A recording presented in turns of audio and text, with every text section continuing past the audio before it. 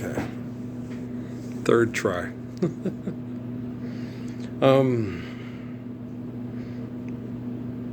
Wow.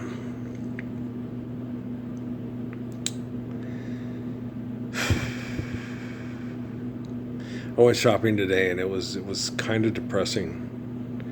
It's a Saturday and I rarely go shopping on a weekend.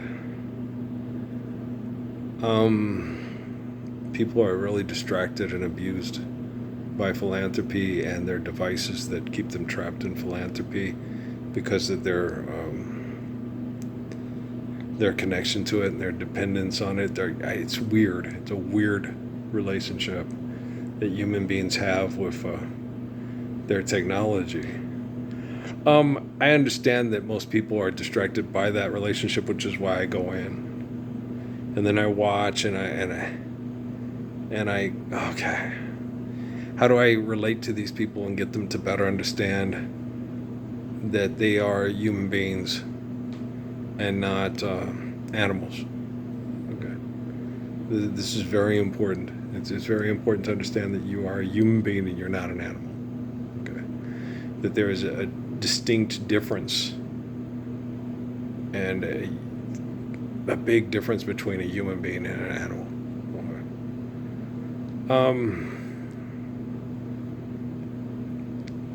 Even, yes, apes. Okay.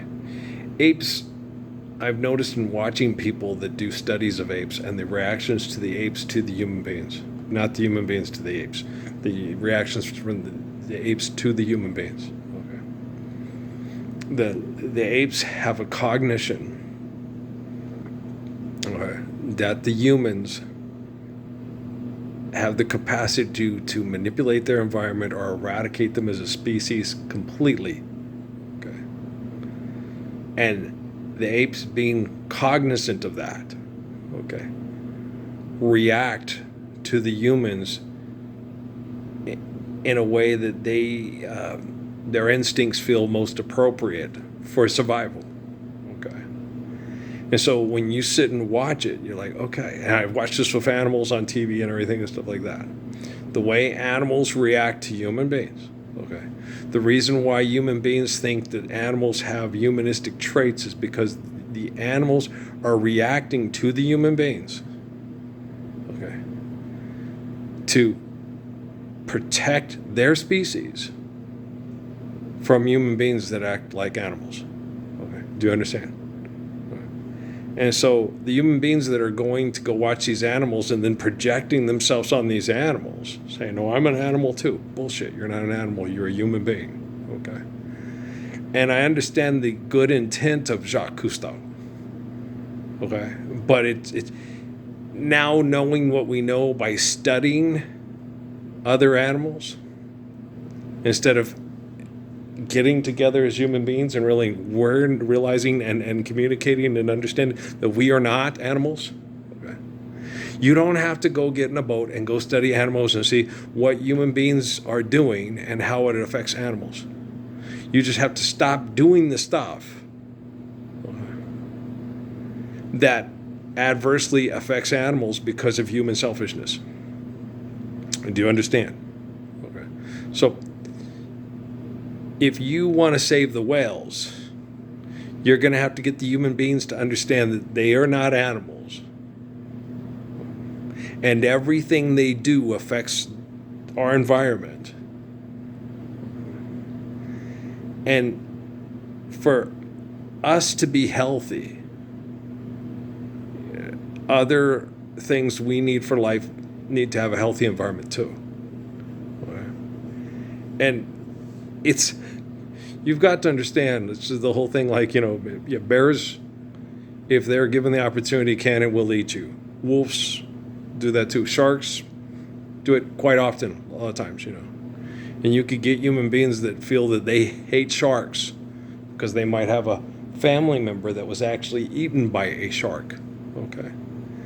And then you have to sit there and say, well, you got to understand, when you're in the ocean, that there are large fish called sharks, okay, that are capable of eating you. Okay. They don't give a fuck if you're Dwayne Rock Johnson. Okay. You're not paying attention. They're gonna come and try to. Ooh, that's a big old piece of meat right there. That. I'd take that thing off at the knee bone. That's gonna be a nice little hors d'oeuvre there for me. I'm gonna chew on that, get lots of protein out. You see what I'm saying? It's not gonna sit there and think, wow, that's a ex-professional football player. I don't want to get kicked by him. It's gonna go, that looks good, and it's gonna eat. Okay. Okay. So you've got to understand this. That a shark works like a shark. And given the environment, now if you're on a Jacques Cousteau ship with all the the cages and stuff like that, the shark may change his mind and say, these motherfuckers could kill my ass. And then say, this is a rogue shark. And he's, no, it's just a shark. It's doing what sharks do. Sharks swim around and eat.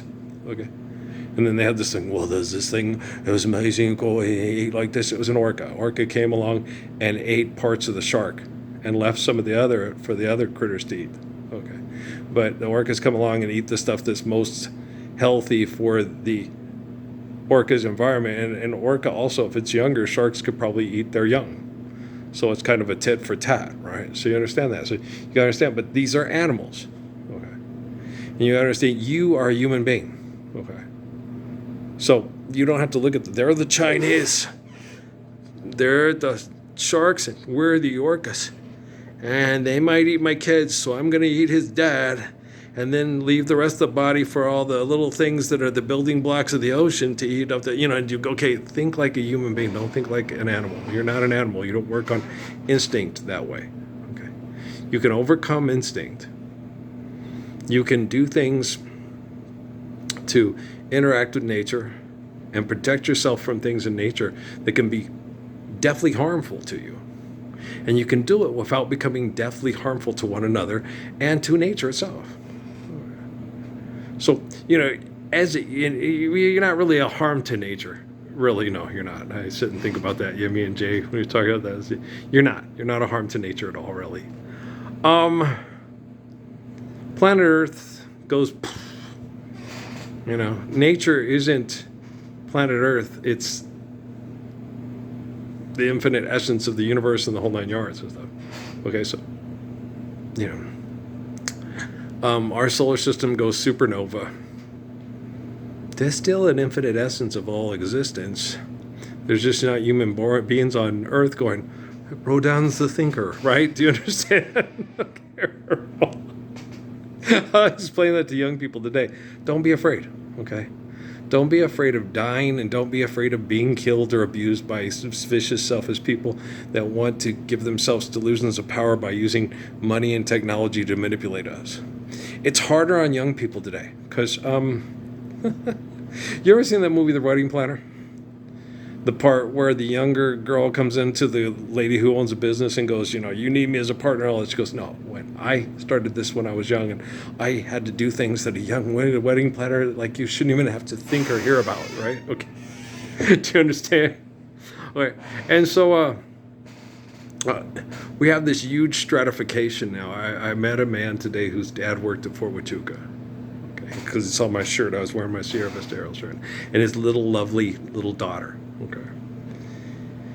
And I talked to him about my friend Mark and other things and the uncomfortableness of Cochise County. And he's, I know my dad, And I talked to him about how hard it was and the world they were living in and the way it was.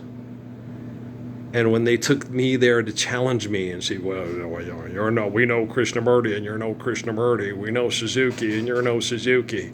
And it's like, no, I'm not. Okay. I'm not Judah Krishnamurti and I'm not DT Suzuki. Okay. Are we a lot alike? Oh, hell yeah. Okay. But they were in different points in time, surrounded by different people, and different people tried to make them into what they wanted them to be, and they were both themselves. Okay. And I'm me, and I'm meant to be me.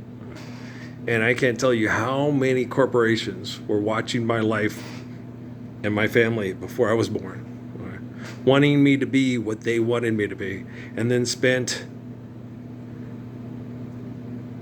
excessive, I'm 59 years old and I still don't get to be me. I'm still being manipulated by corporations that want me to be what they want me to be. Okay? Seriously. And most of it is from two men that I know of that I was led to build. The one talked to me the most. I never really talked to Philip Rothschild very much, but I did talk to Dave Rockefeller quite a bit in prayer and meditation because he had the most constant presence in my life of just about as far as access to me. And some people could go there and get too emotionally attached and think this and didn't like what they were doing to me. If they thought they would talk, they would kill them and then replace them. Okay. Do you understand? Yeah. Okay. So Rockefeller was the one that was most aware of me and thought he knew me the best. Okay. And if people came along, oh no, he's hoodwinking you. It's just that they would either get rid of him or, hey, like CIA's, yeah, they're that way. Or they would kill them. Because they'd be, okay, I'm going to go public. I'm going to say something. What they're doing to this guy is so wrong. And they would just kill them and then replace them with people that would do what they were told to do. Oh my gosh. Thanks, Guy. Thank you. I know Dad's no longer with us, but spirit of your dad, thank you. I told him when I was talking to him, he was about to make me cry. And now I know why. Okay, I get a lot of stuff now. It makes a lot of sense to me. Yeah, the younger kids, they're more docile because they don't know what these people are capable of and what they'll do to people to get the outcome that they desire because they want to be right and they want you to be wrong. They will abuse your parents, have your parents be in an abusive relationship, have you try to hate one parent and love the other.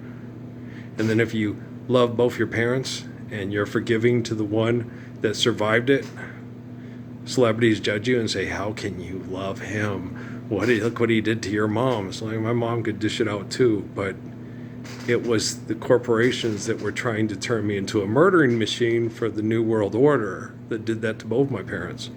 So why don't you guys stand up for me being the Messiah so we can take my mom and dad's sacrifice and give the world their true son, who is the Messiah, who is the living embodiment of the Lord's Prayer, Why don't y'all do that instead of sit here and judge me and say, you're not doing things right. You're not going after this person this way. You should go after them like that. They're a really bad person. They're a really bad person. Has your dad ever stood up for the Lord's Prayer like me and gotten tortured for it anonymously? Okay. So should I hate your dad and your mom the way you want me to hate people in my life that are having trouble accepting me as the Messiah because they're still being tortured by pervert scientists with philanthropy and technology? Okay. Hope that helps a lot of you, especially you celebrities. All right. Peace.